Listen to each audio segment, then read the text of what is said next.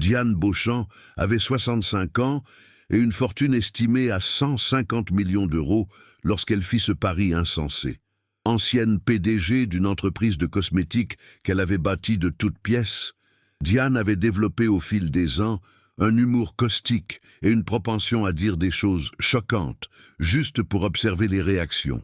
Mais ce samedi après-midi, dans sa propriété de Versailles, elle était loin de se douter que ses paroles se retourneraient contre elle d'une manière totalement inattendue. Diane était une femme à la présence imposante.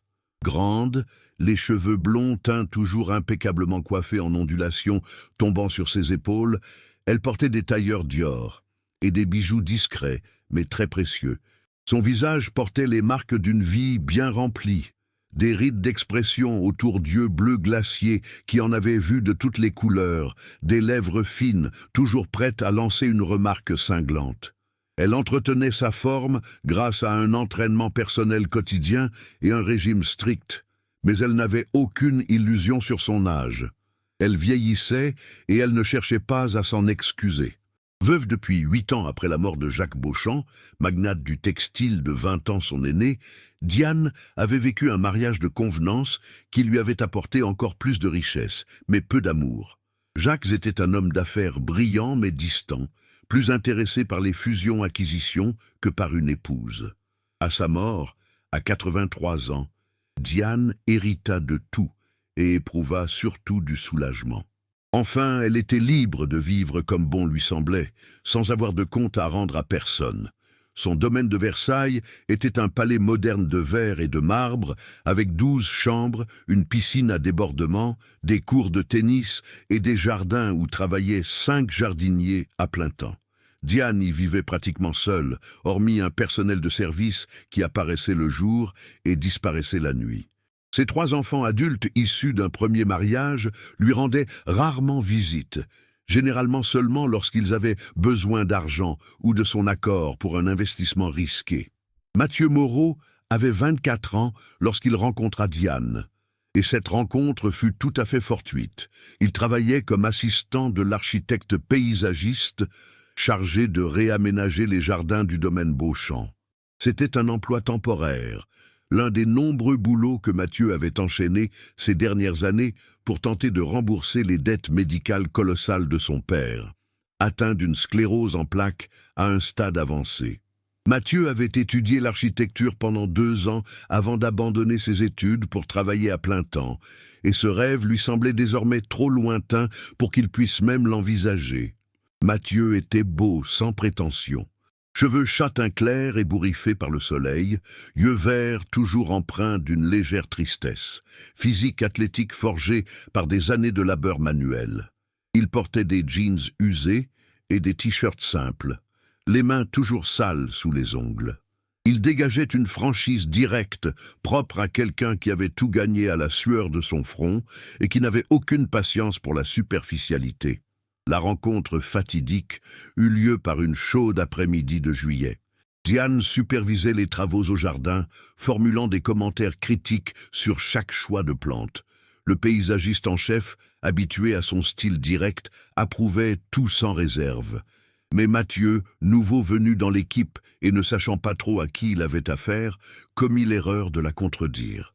Diane avait suggéré de remplacer les vieux rosiers par une variété plus moderne et résistante. Mathieu, qui avait étudié l'architecture paysagère durant son bref passage à l'université, fit remarquer respectueusement que les vieux rosiers avaient une valeur historique et convenaient mieux au style classique français du jardin. Diane se tourna vers lui, le regardant comme s'il était un insecte particulièrement agaçant. Elle lui demanda son nom, ses qualifications, et pourquoi il pensait que son avis importait. Mathieu, réalisant trop tard qu'il aurait dû se taire, expliqua son niveau d'études limité. Diane laissa échapper un rire sans joie. « Alors, tu es un élève raté qui joue dans la terre et tu crois pouvoir me donner des conseils pour mon propre jardin ?» La colère monta en Mathieu, mais il la ravala. Il avait besoin de ce travail. Il marmonna des excuses et retourna travailler. Mais Diane n'en avait pas fini. Il y avait quelque chose chez Mathieu qui l'irritait particulièrement, peut-être parce qu'il lui rappelait sa propre jeunesse, lorsqu'elle avait des opinions bien tranchées que personne ne voulait entendre. Elle le suivit, lançant des remarques de plus en plus cruelles sur le travail manuel, le qualifiant de travail pour les gens sans ambition, et sur le fait que certains étaient nés pour servir les autres. Mathieu encaissait tout en silence, la mâchoire serrée, concentré sur son travail. Diane remarqua alors quelque chose. Mathieu avait un physique presque identique à celui de Jacques dans sa jeunesse, des décennies avant leur mariage. Même taille, mêmes épaules larges, même carrure athlétique. Et cela lui insuffla une idée malicieuse. Diane appela Mathieu et l'appela, prétextant avoir besoin de lui parler. Nerveux, il la suivit, certain d'être renvoyé. Elle le conduisit à son dressing, une pièce entière dédiée aux vêtements. Au fond, protégés par des housses en plastique, se trouvaient les costumes de Jacques de sa jeunesse, avant qu'il ne vieillisse et ne prenne du poids. Diane n'avait jamais osé s'en séparer, comme si cela revenait à admettre que toute cette période de sa vie avait été une perte de temps. Elle choisit le plus beau, un tailleur 3 pièces de Savile Row en laine gris anthracite, confectionné sur mesure à Londres dans les années 60. C'était un chef-d'œuvre de couture, une coupe parfaite que seule une fortune pouvait s'offrir.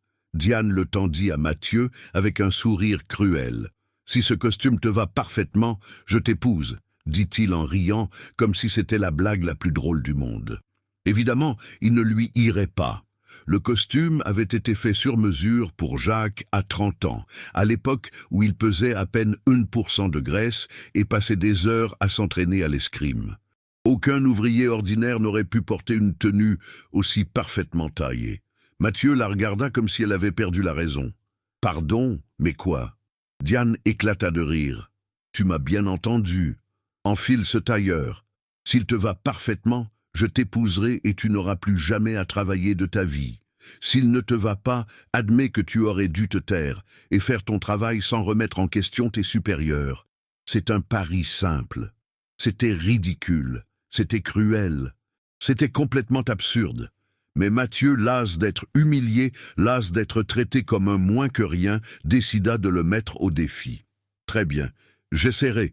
Si ça ne marche pas, arrêtez de me tourmenter et laissez-moi travailler en paix. » Diane acquiesça, riant encore. Elle lui montra la salle de bain où il pourrait se changer. Elle appela son assistante personnelle, Colette, et 2 domestiques comme témoins, souhaitant avoir un public pour assister à l'humiliation de Mathieu. Elle attendit dans le couloir avec les 3 femmes, commentant que cela lui servirait de leçon et qu'il devait se tenir à sa place. 5 minutes passèrent, puis 10. Diane commençait à s'impatienter. Elle allait crier, demander ce qui prenait autant de temps, quand la porte de la salle de bain s'ouvrit. Mathieu sortit, et le monde de Diane s'arrêta. Le costume lui allait à merveille. Non seulement il lui allait bien, mais il lui allait parfaitement, comme s'il avait été fait sur mesure. Le pantalon était à la bonne longueur. Le gilet épousait parfaitement son torse.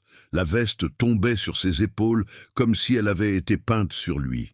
Même la longueur des manches était idéale, dévoilant juste ce qu'il fallait de poignets sous la chemise blanche. Mathieu se tenait là visiblement mal à l'aise dans cette tenue si formelle, mais indéniablement impressionnant. Les cheveux plaqués en arrière par l'eau et le visage fraîchement lavé, il semblait tout droit sorti d'une photo d'époque des années 60. Il avait l'allure d'un gentleman, il avait l'air riche, il ressemblait trait pour trait à Jacques Beauchamp dans sa jeunesse. Diane était complètement muette. Les 3 témoins, Mathieu puis Diane, la regardaient avec stupeur. Colette, qui travaillait pour Diane depuis 15 ans et connaissait tous ses secrets, murmura « Mon Dieu, il est le portrait craché de M. Beauchamp sur les vieilles photos. » Le silence s'étira péniblement. Mathieu finit par prendre la parole, d'une voix hésitante. « Alors, ça colle. Les témoins sont là, tu as dit que tu m'épouserais si c'était parfait. » Il plaisantait, bien sûr. Il voulait juste prouver son point, lui montrer qu'elle ne devait pas faire de promesses qu'elle n'était pas prête à tenir. Mais soudain, quelque chose changea sur le visage de Diane. Son arrogance cruelle disparut, remplacée par une expression plus complexe, du choc, certes, mais aussi du calcul. C'était une femme qui avait bâti un empire en ne revenant jamais sur sa parole, en honorant toujours ses engagements, aussi contraignants soient-ils. sa réputation reposait sur sa parole donnée. Et elle venait de faire une promesse, même si c'était une plaisanterie, devant 3 témoins. Plus encore, en voyant Mathieu dans ce costume, Diane ressentit quelque chose qu'elle n'avait pas éprouvé depuis des décennies, une véritable curiosité. Qui était ce jeune homme qui travaillait dans les jardins mais étudiait l'architecture? Qui avait le corps d'un aristocrate mais les mains d'un ouvrier? Qui défiait ses opinions, même en sachant qu'il risquait de perdre son emploi? Diane fit quelque chose qui surprit tout le monde, et surtout elle-même. Elle déclara « Très bien, épouse-moi alors, mais évidemment, ce ne sera pas un vrai mariage. Ce sera un arrangement commercial. Épouse-moi, vis ici pendant 1 an, et à la fin, tu recevras 10 millions d'euros. Considère cela comme une rémunération pour ta participation à une expérience sociale. Au bout d'1 an, nous divorcerons discrètement et tu reprendras ta vie en étant riche. » Cette fois, ce fut au tour de Mathieu d'être choqué. « Tu ne peux pas être sérieuse !» Diane le fixa d'un regard froid. « Je ne dis jamais rien à la légère. Tu viens de prouver que tu t'intègres parfaitement dans un monde que tu ne connais pas. Je suis curieuse de voir comment tu te comporterais en y vivant. Et j'ai besoin de compagnie, de quelqu'un qui ne me demande rien de plus que ce que j'ai déjà promis de lui donner. » Mathieu aurait dû refuser. C'était de la folie. Mais il pensa à son père qui languissait chez lui, aux soins médicaux qu'il ne pouvait pas se permettre, aux médicaments expérimentaux coûteux qui auraient pu lui offrir quelques années de vie de meilleure qualité. 10 millions d'euros régleraient tout. Et ce n'était qu'1 an, 12 mois de sa vie en échange d'une sécurité financière permanente pour sa famille. Il s'entendit dire « Quelles seraient tes règles ?» Diane sourit, un sourire sincère cette fois. Malin. Règles, vous vivez ici dans l'aile des invités dans un premier temps. Vous apprenez à vous comporter dans mon monde. Dîner mondain, gala de charité, opéra, ballet, toutes ces futilités que font les riches.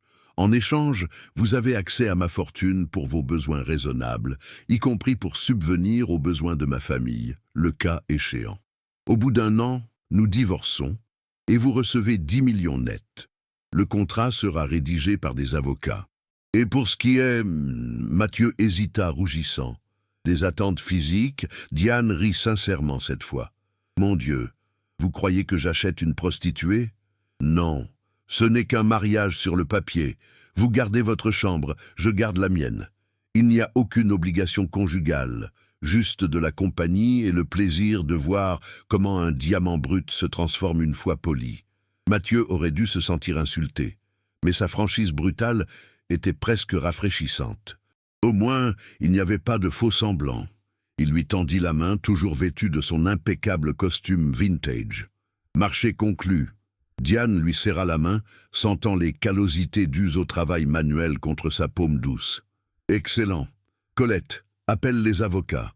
Il nous faudra un contrat de mariage extrêmement précis. » Les semaines suivantes furent un véritable tourbillon. Les avocats préparaient les documents tandis que Diane entamait la transformation de Mathieu. Il protesta d'abord contre la nécessité de tout cela, mais elle était inflexible. S'il devait être vu en public comme son mari, il devait s'intégrer. Non par vanité, expliqua-t-elle, mais parce que le monde dans lequel elle vivait était cruel envers ceux qui ne se conformaient pas. Mathieu reçut une garde-robe complète de costumes sur mesure. Il apprit à distinguer les différents vins, bien qu'il avouât qu'ils lui paraissaient tous identiques. Il prit des cours d'étiquette avec un précepteur qui travaillait habituellement avec des diplomates. Tout cela lui semblait absurde, mais il allait jouer le jeu pendant 1 an. Mais un événement inattendu se produisit. En passant du temps ensemble, Diane et Mathieu commencèrent à vraiment discuter. Elle découvrit qu'il n'était pas seulement l'ouvrier sans cervelle qu'elle avait imaginé. Il lisait énormément, avait des opinions bien arrêtées sur l'architecture et le design, et rêvait même de créer des structures qui amélioreraient la vie des gens. Diane se surprit à être sincèrement intéressée, posant des questions et écoutant attentivement les réponses. Mathieu, quant à lui, découvrit que derrière cette façade cruelle, Diane était profondément seule. Elle avait bâti un empire, mais s'était aliéné presque tous ceux qui l'entouraient. Ses enfants la considéraient comme une banque. Ses amis n'étaient que des clients. Elle se servait d'un humour cruel comme d'une carapace, repoussant les gens avant même qu'ils ne puissent l'atteindre. Ils se marièrent lors d'une cérémonie civile discrète, 3 semaines après leur pari. Seuls les témoins nécessaires étaient présents. Mathieu portait le costume gris qui avait tout déclenché, désormais impeccablement propre et repassé. Diane portait une robe de soie crème, simple mais élégante. Lorsqu'ils échangèrent leurs vœux, tous deux ressentirent l'étrangeté de la situation, mais le contrat était signé, l'accord conclu. Les premiers mois furent une période d'adaptation. Mathieu logeait dans l'aile réservée aux invités, comme convenu. Diane l'emmenait à de nombreux événements, galas de charité, ventes aux enchères d'art, dîners à l'ambassade. Elle le présentait comme son mari, laissant croire qu'il appartenait à une riche famille dont personne n'avait connaissance. Mathieu jouait parfaitement son rôle, ayant bien assimilé les leçons apprises. Mais chez eux, loin des regards indiscrets, ils avaient instauré une étrange routine. Ils dînaient ensemble tous les soirs, parlant de tout et de rien. Diane découvrit qu'elle adorait débattre avec Mathieu, qu'il remettait en question ses idées comme personne d'autre n'osait le faire. Mathieu, quant à lui, découvrit que Diane était incroyablement intelligente, que son humour cruel dissimulait un esprit brillant. Le changement s'est opéré subtilement. Diane a commencé à demander l'avis de Mathieu sur les décisions commerciales. Il lui suggérait des approches auxquelles elle n'avait jamais pensé, envisageant les problèmes sous un angle différent. Mathieu a commencé à partager avec elle ses dessins d'architecture, des projets qu'il réalisait tard dans la nuit, lorsqu'il ne parvenait pas à dormir. Diane était sincèrement impressionnée par son talent. 5 mois après leur mariage, lors d'un dîner particulièrement animé où ils débattaient de la nature objective ou subjective de la beauté, Diane réalisa quelque chose d'inquiétant. Elle appréciait sa compagnie. Non pas qu'elle la tolérait, non pas qu'elle la trouvait simplement acceptable, mais elle l'appréciait sincèrement. Pire encore, elle se surprenait à penser à lui en son absence, à vouloir partager ses réflexions avec lui, impatiente de retrouver leur débat nocturne. C'était absurde. Elle avait 65 ans, il en avait 24. C'était un arrangement commercial, pas une véritable relation. Mais les sentiments ne tiennent pas compte des contrats.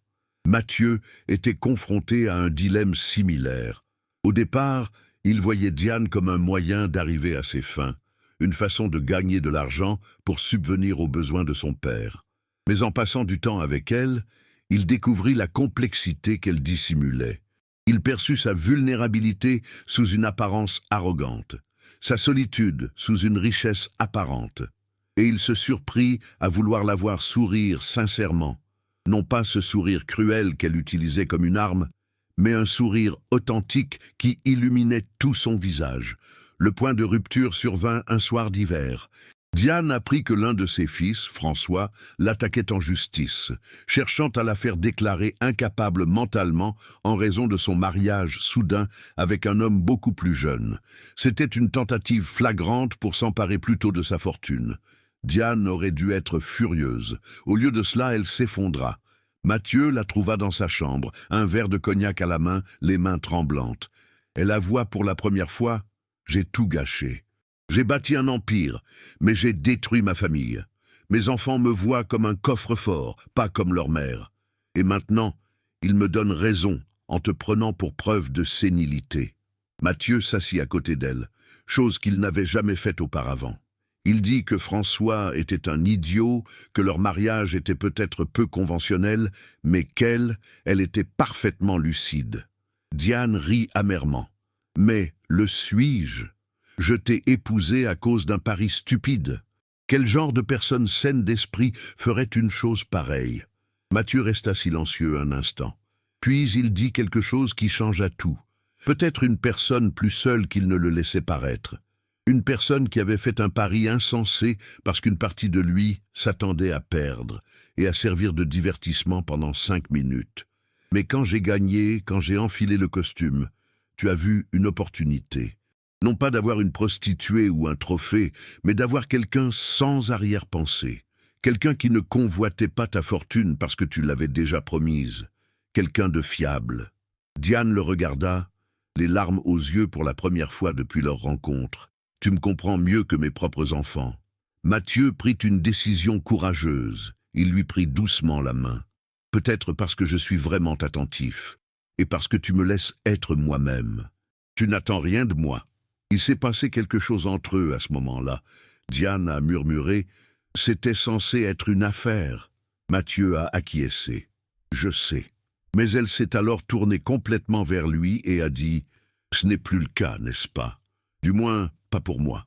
Mathieu aurait pu reculer. Il aurait dû garder ses distances professionnelles. Mais au lieu de cela, il a dit la vérité. Non, ce n'est plus une simple affaire de travail. Pas pour moi non plus. Ils s'embrassèrent là, dans la chambre privée de Diane, entourés de décennies de souvenirs de sa vie avant de le rencontrer. C'était un baiser doux, exploratoire, rien à voir avec la passion débridée des films. Mais il signifiait tout. Dans les semaines qui suivirent, leur relation changea radicalement. Mathieu quitta la chambre d'amis pour la suite parentale. Non par obligation contractuelle, mais d'un commun accord. Ils abordèrent cette nouvelle situation avec prudence. Diane craignait de le manipuler malgré elle. Mathieu redoutait de profiter de sa solitude. Mais ils découvrirent que parfois, les liens les plus profonds naissent des circonstances les plus improbables. Ils n'étaient pas amoureux au sens traditionnel du terme, pas encore. Mais il existait entre eux un respect mutuel, un intérêt sincère et une affection grandissante qu'ils ne pouvaient nier. Diane a utilisé ses ressources pour faire tomber la plainte de François, prouvant par une série de tests qu'elle était en parfaite santé mentale. Mais elle a aussi fait quelque chose d'étonnant. Elle a rompu tout contact avec lui, signifiant clairement que ceux qui tentaient de l'exploiter n'auraient pas leur place dans sa vie. Mathieu a soutenu sa décision, même s'il savait que cela compliquait sa propre situation. L'année contractuelle touchait à sa fin. Le moment de la décision était arrivé. Allaient-ils divorcer comme prévu ou admettre que leur relation était réelle? Diane laissa Mathieu libre de choisir. Elle lui versa les 10 millions promis sur son compte sans condition. Elle lui dit qu'il était libre de partir, sans jugement, sans ressentiment. Elle honorerait le contrat. Mathieu mit 3 jours à répondre. 3 jours durant lesquels il faillit partir à plusieurs reprises, mais n'y parvint pas. Finalement, il retourna au dressing où tout avait commencé. Il prit le costume gris qui lui allait si bien et l'enfila de nouveau. Il descendit rejoindre Diane dans son bureau. Quand elle l'a vu en costume, son visage a tout révélé. L'espoir, la peur, un amour qu'elle ne pouvait plus dissimuler. Mathieu a simplement dit « Tu as ri quand j'ai fait ce pari. Mais je ne ris plus maintenant. Je veux rester, pas pour l'argent, pas pour l'accord, mais parce que tu me vois, et je te vois. Et ça, c'est plus précieux que n'importe quelle fortune. » Cette fois, Diane ne rit pas, elle pleura, et Mathieu la serra dans ses bras, tandis qu'elle laissait enfin s'effondrer des décennies de barrières.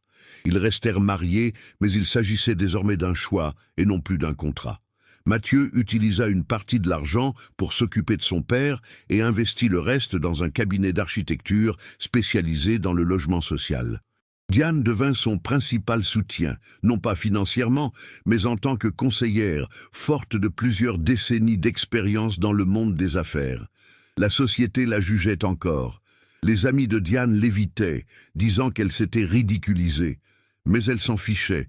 Elle avait quelque chose de plus précieux que l'approbation. Un partenaire qui la stimulait, la respectait et l'aimait pour ce qu'elle était vraiment. Tout a commencé par un pari cruel à propos d'un tailleur. Diane repensait souvent à l'ironie de la situation. Elle avait fait une promesse ridicule dans l'espoir d'humilier le jeune employé. Au lieu de cela, ce tailleur parfaitement ajusté lui avait révélé que parfois, les liens les plus improbables sont les plus authentiques, que l'amour ne connaît ni âge ni classe sociale, et que parfois, le mieux à faire est d'honorer sa parole, même prononcée sur le ton de la moquerie, car on ne sait jamais où elle nous mènera. Quand Mathieu eut 34 ans et Diane 75, ils fêtèrent leurs 10 ans de vie commune. Mathieu sortit le costume gris, désormais précieusement conservé dans une vitrine. Il lui allait toujours comme un gant. Diane rit, mais cette fois d'un rire de joie sincère, non de cruauté. Elle dit « Le meilleur pari que j'ai jamais fait, même si c'était une blague de mauvais goût. » Et Mathieu répliqua « Le plus beau costume que j'ai jamais porté, même s'il appartenait à un autre avant. » Et tous deux comprenaient que parfois, les plus belles histoires d'amour commencent par un rire, même aux dépens de l'autre. Car si l'on a de la chance, beaucoup de chance, ce rire se transforme en quelque chose de réel.